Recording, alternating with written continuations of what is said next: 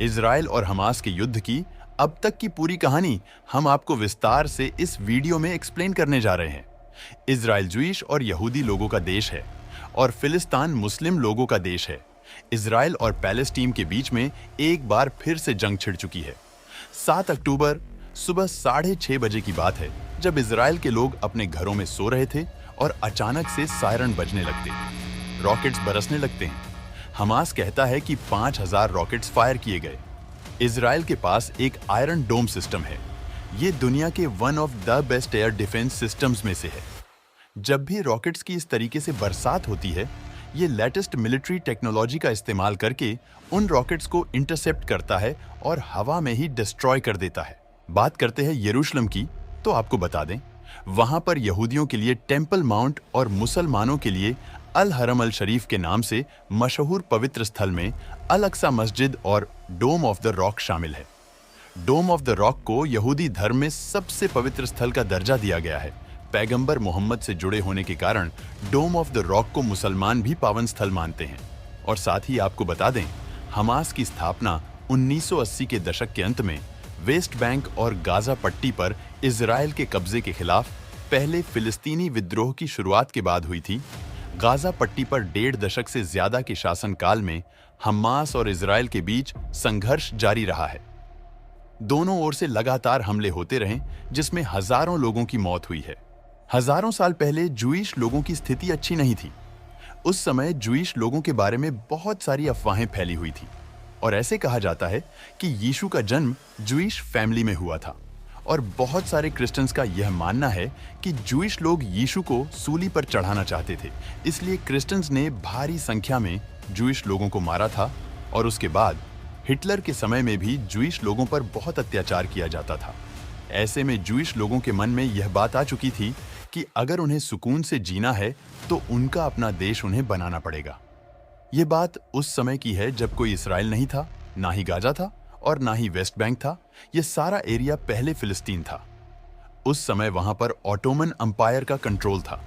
साल 1881 में बहुत सारे ज्यूइश लोगों ने फिलिस्तीन में माइग्रेशन कर लिया था और ऑटोमन अंपायर के अंदर क्रिश्चियन, मुस्लिम और ज्यूइश एक दूसरे के साथ पीसफुली रहते थे। कोई इतना झगड़ा नहीं होता था क्योंकि उस समय जमीन ज्यादातर खाली पड़ी थी और बहुत कम पॉपुलेशन थी। साल 1915 में जब वर्ल्ड वार चल रहा था, यानी कि पहला विश्व युद्ध चल रहा था, तब ब्रिटिश और फ्रेंच ऑटोमन अंपायर के खिलाफ जंग लड़ रहे थे। ब्रिटिश यहां पर चालाकी करते हैं और अरब मुसलमान लोगों को कहते हैं कि तुम हमारी ऑटोमन अंपायर को हराने में सपोर्ट करो और हम तुम्हें फिलिस्तीन का एरिया दे देंगे।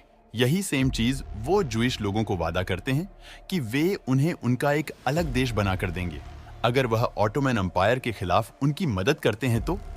लेकिन ऑटोमन अंपायर को हराने के बाद जब पहला वर्ल्ड वॉर खत्म हो गया था, उसके बाद ब्रिटिश ने फ्रेंच के साथ एक सीक्रेट डील कर ली, जिसके अनुसार मिडिल ईस्ट का एरिया ब्रिटिश और फ्रेंच ने आधा आधा डिवाइड कर लिया और फिलिस्तीन का जो एरिया था वह ब्रिटिश ने अपने कंट्रोल में ले लिया। 1918 से 1948 तक पूरा फिलिस्तीन का एरिया ब्रिटिश राज के अंदर ही था और दुनिया के बाकी एरिया में ज्यूइश लोगों को मिलियंस की संख्या में मारा जाता है। उसके बाद अलग अलग जगह से ज्यूइश लोग फिलिस्तीन में आकर रहने लगते हैं और फिलिस्तीन में ज्यूइश की संख्या बढ़ने लगती है और फिर ज्यूइश लोगों की अपना देश बनाने की मांग बढ़ जाती है और साथ ही फिलिस्तीन लोगों की मांग भी बढ़ जाती है अपना देश बनाने की। और ऐसे में जो ब्रिटिश राज था वो अपने हाथ खड़े कर लेता है परेशान होकर और ये सारी जिम्मेवारी यूनाइटेड नेशन को दे देता है। और उसके बाद यूनाइटेड नेशन 57% एरिया ज्यूइश लोगों को देता है और 43% एरिया अब पैलेस्टीन स्टेट को देता है। और वहां पर जो जेरूसलम है, जो कि बहुत ही इंपॉर्टेंट एरिया है 3 धर्म के लिए, ज्यूइश, क्रिश्चियन और मुसलमानों के लिए। इसीलिए यूनाइटेड नेशन डिसाइड करता है कि जेरूसलम इंटरनेशनल कंट्रोल में रहेगा। ज्यूइश लोग इसको स्वीकार कर लेते हैं। वो अपने देश का नाम इसराइल रखते हैं और यहां पर जन्म होता है इजराइल देश का 1948 में। लेकिन जो बाकी के पड़ोसी देश है वह इस प्लान से बिल्कुल खुश नहीं थे। उन्हें लगता था कि यह ब्रिटिशर्स का तरीका है अपने आप को विकसित करने का और वह इजराइल के खिलाफ जंग छेड़ देते हैं। वो कहते हैं कि जूइश लोगों को हम जमीन का इतना सारा पार्ट नहीं लेने देंगे। जूइश लोग जानते थे कि अगर अब वह जिंदा रहने के लिए नहीं लड़ेंगे तो वह कभी जिंदा नहीं बच पाएंगे, क्योंकि सारी दुनिया उन्हें बहुत बुरे तरीके से ट्रीट करती थी और इसीलिए उन्होंने अपने देश को बचाए रखने के लिए यह लड़ाई लड़ी। और बहुत हैरानी की बात है कि इस्राइल इस जंग में जीत जाता है और इन सारे देशों को हरा देता है। 1949 में जंग खत्म हो जाती है और अब यूनाइटेड नेशन की प्लान के अकॉर्डिंग जो एरिया पहले पैलेस्टीन के थे, अब उनमें से भी कई एरिया पर इजराइल ने ऑक्यूपाई कर लिया था। जो गाजा स्ट्रिप का एरिया है वह इजिप्ट के पास चला गया था और जो वेस्ट बैंक का एरिया है वह पूरा जॉर्डन के पास चला गया था। इसका मतलब यह हुआ कि पैलेस्टीन के पास कोई जगह नहीं बची और 7 लाख से भी ज्यादा फिलिस्तीन लोगों को अपना घर छोड़कर दूसरे अरब देशों में रिफ्यूजी बनकर रहना पड़ता है।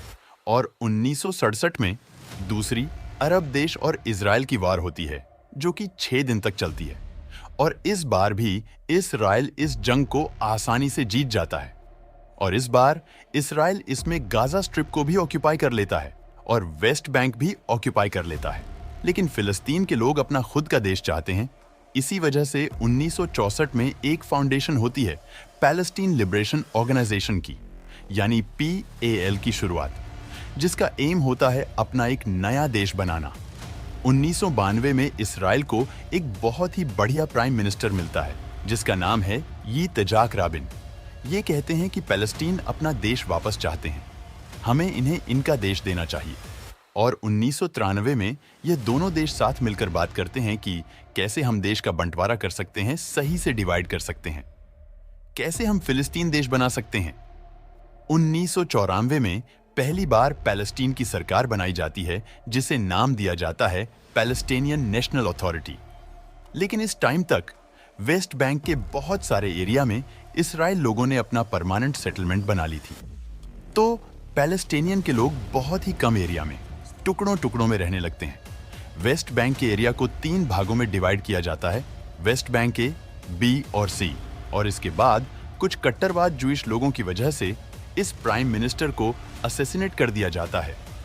ठीक उसी तरह जिस तरह गोडसे ने गांधी जी को मारा था जब गांधी जी हिंदू और मुसलमान के यूनाइट की बात करते थे, क्योंकि ये कट्टरवादी लोग कहते थे कि कैसे पैलेस्टीन के साथ कॉम्प्रोमाइज कर सकते हैं, इतनी सी भी जमीन क्यों दे रहे हैं उनको।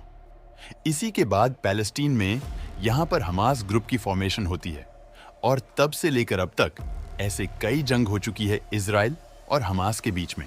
दोस्तों, आपको बता दें कि इजराइल की अपनी सरकार है, बेंजामिन नेतन्याहू यहां के वर्तमान प्रधानमंत्री हैं। वहीं वेस्ट बैंक में फिलिस्तीन नेशनल अथॉरिटी के तहत फतह पार्टी की सरकार है, महमूद अब्बास यहां के वर्तमान राष्ट्रपति हैं। तो दोस्तों, आई होप कि आपको इस वीडियो में दी गई जानकारी सही लगी होगी।